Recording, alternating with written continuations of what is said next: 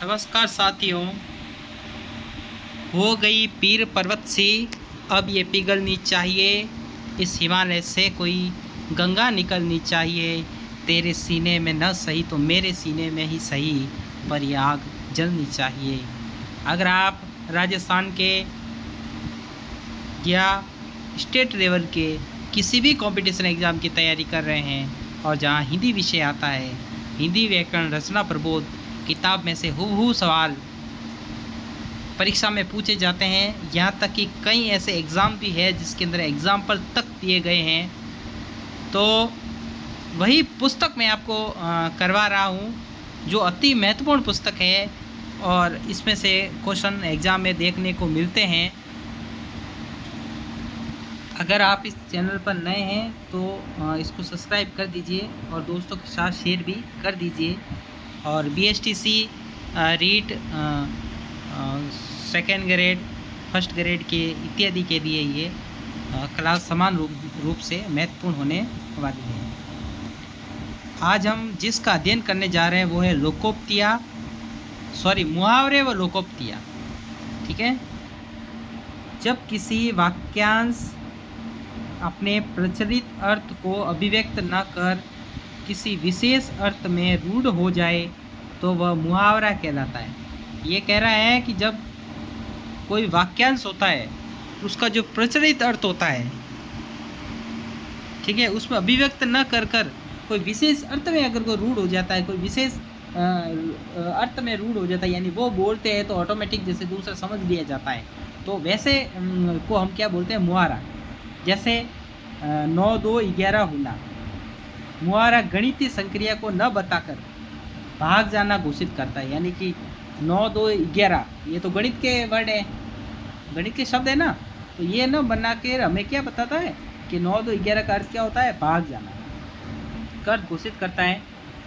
वैसे जैसे ही दांत खट्टे करना नामक मुहावरे के स्वाद में खट्टेपन को न बताकर बुरी तरह हराने का नाम व्यक्त करता है। ठीक है। ये कहता है कि दांत खट्टे करना, दांत खट्टे करने का जो अर्थ होता है वो है बुरी तरह हराना, यानी खट्टेपन को न बताकर किसी को बुरी तरह से हराना के अर्थ में ये प्रयोग होता है।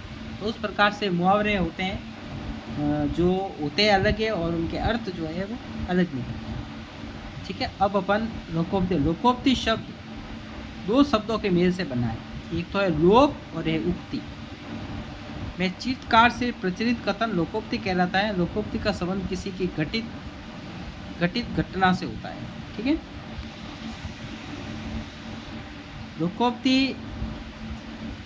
लोकोक्ति और मुहावरे के प्रयोग में भाषा प्रभावता उत्पादक होती है। लोकोक्ति को कहावत के नाम से भी जाना जाता है। कई बार अपन कहते हैं लोकोक्ति कहावत होती है। अब अंतर क्या है, मुहावरा और लोकोक्ति में अंतर क्या है, सुनना। देखो, मुहावरा वाक्यांश होता है, ठीक है, जबकि लोकोक्ति अपने आप में पूर्ण हो। मुहावरा क्या होता है, वाक्यांश होता है। ठीक है। वाक्यांश आपने देखा कि जैसे 9 2 11 होना, ठीक है, ये मुहावरे की तरह वाक्यांश है, वाक्य है। ठीक है। अगर लोकोक्ति की अगर आप बात करेंगे तो देखो, लोकोक्ति आपने देखी, ठीक है, लोकोक्ति मुहावरे के प्रयोग से भाषा प्रबल बनती है। लोकोक्ति को कहावत के नाम से भी एक कहावत प्रसिद्ध होती है। ठीक है ना, इसमें वो वाक्यांश नहीं रहता। तो ये क्या कर रहा है भाई, मुहावरा जो है, मुहावरा वाक्यांश होता है, जबकि लोकोक्ति अपने आप में पूर्ण होती है। ठीक है। अगला है, मुहावरे में लिंग वचन काल और वचन के अनुसार परिवर्तन आ जाता है। ठीक है। क्या होता है, मुहावरे के अंदर लिंग वचन काल आदि के आधार पर क्या आ जाता है, परिवर्तन आ जाता है। जबकि यही हम लोकोक्ति की बात करते हैं तो लोकोक्ति में वाक्य में प्रयुक्त होने पर किसी प्रकार का परिवर्तन नहीं आता। लोकोक्ति में वाक्य में प्रयुक्त किसी प्रकार का परिवर्तन नहीं आता है। ठीक है।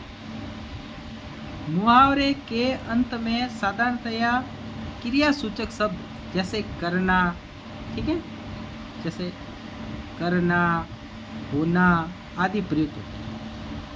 मुहावरा के अंत में जो क्रियासूचक शब्द प्रयोग होते हैं, जैसे आपने करना, होना, ये सब प्रयोग होते हैं।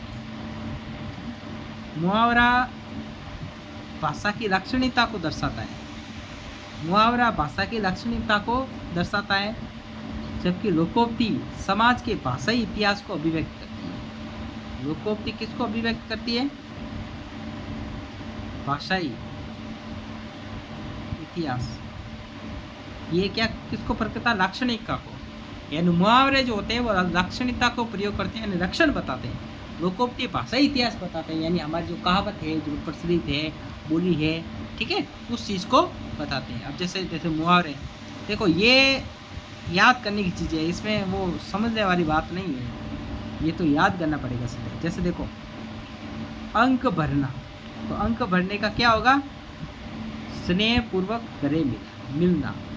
अंक भरने का मुहावरे का अर्थ क्या होगा? स्नेहपूर्वक गले मिलना, ठीक है। और आगे है अंग अंग ढीला होना, तो अंग अंग ढीला होने का क्या होगा? बहुत थक जाना। अंग अंग ढीला होना मतलब बहुत थक जाना।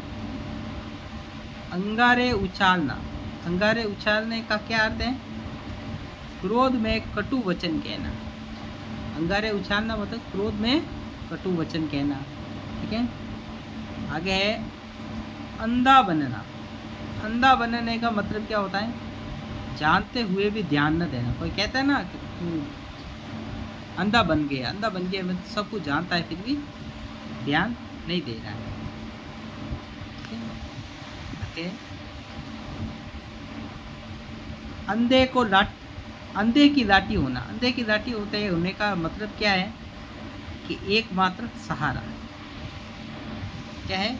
एकमात्र सहारा। ये मुहावरे पढ़ रहे हैं वैसे भी, ठीक है। अंधे की लाठी होना, एकमात्र सहारा। देखो अपने क्रिया शब्द अभी बताया था, मुहावरे का क्रिया पद दे दो, होना है ना, बताया था ना। अंधे की लाठी होना मतलब एकमात्र सहारा होना। अंधेर खाता होना क्या है मित्रों?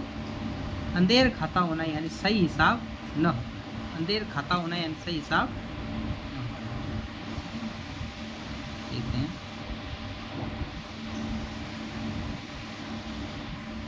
अक्ल का दुश्मन होना। अक्ल का दुश्मन होने का क्या है? मूर्ख होना, ठीक है। और आगे है अक्ल के घोड़े दौड़ाना। अक्ल के घोड़े दौड़ाने का मतलब क्या है?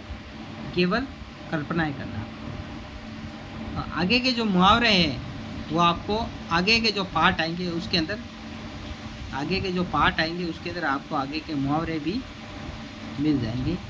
तो आज की कक्षा यहीं तक रहेगी।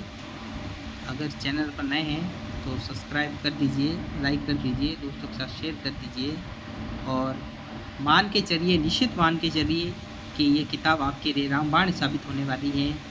और इस किताब में से क्वेश्चन परीक्षा में पूछा जाता है, और ख़ासकर जो BSTC के विद्यार्थी है उनके लिए ये बहुत ख़ास पुस्तक है। जब पेपर हो जाए उसके बाद आप इसमें से मिलाना कि कितने क्वेश्चन इसमें से आते हैं। धन्यवाद। जय हिंद, जय भारत।